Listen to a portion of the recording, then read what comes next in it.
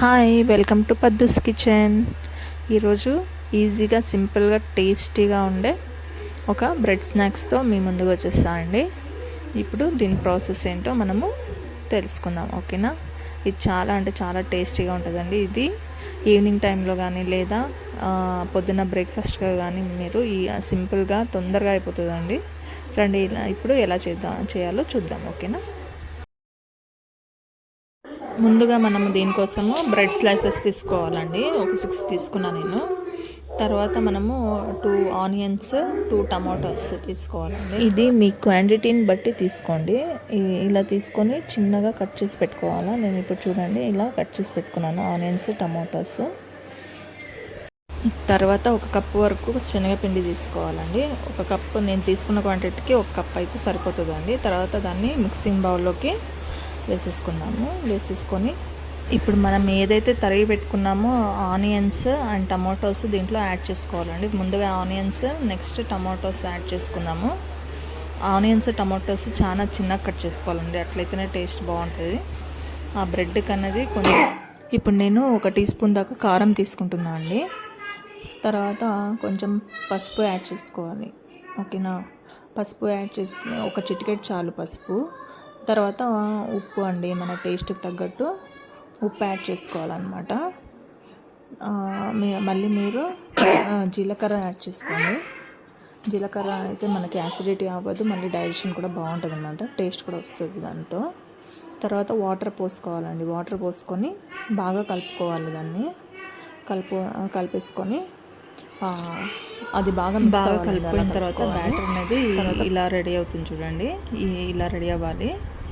తర్వాత ఇది స్టవ్ వెలిగించుకొని ఒక నాన్ స్టిక్ ప్యాన్ పెట్టుకోండి.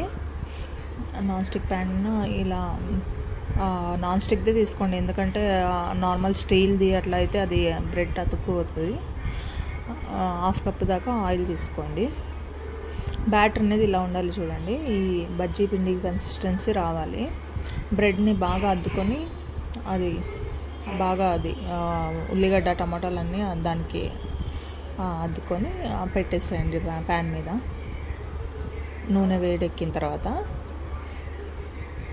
అది 2 సైడ్లు బాగా కాల్చుకోవాలండి. ఒక సైడ్ వేసిన తర్వాత ఒక 5 మినిట్స్ మీడియం ఫ్లేమ్లో వదిలేసేయాలండి, ఎందుకంటే అది 2 సైడ్స్ బాగా ఫ్రై అవ్వాలి.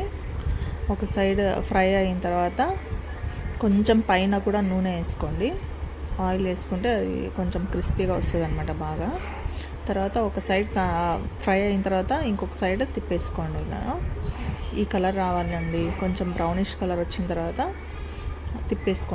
తిప్పేసుకున్న తర్వాత ఇంకొక సైడ్ కూడా బ్రౌనిష్ కలర్ రావాలండి. ఇలా 2 సైడ్స్ బ్రౌన్ కలర్గా మారితే బాగా క్రిస్పీగా బాగా టేస్టీగా ఉంటుందండి. సింపుల్గా ఇలా చూడండి, మన బ్రెడ్ స్నాక్ అనేది రెడీ అయిపోయిందనమాట.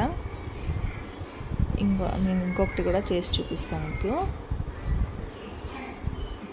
ఇలా అద్దుకొని బాగా ఉల్లిపాయలు అవి టమాటాలన్నీ బాగా అతుక్కోవాలి దానికి. ఇలా ఇంకొకటి కూడా ఫ్రై చేసుకోండి. ఇలా ఫ్రై చేసుకున్న తర్వాత ఇక చూడండి రెడీ అయిపోయిందనమాట.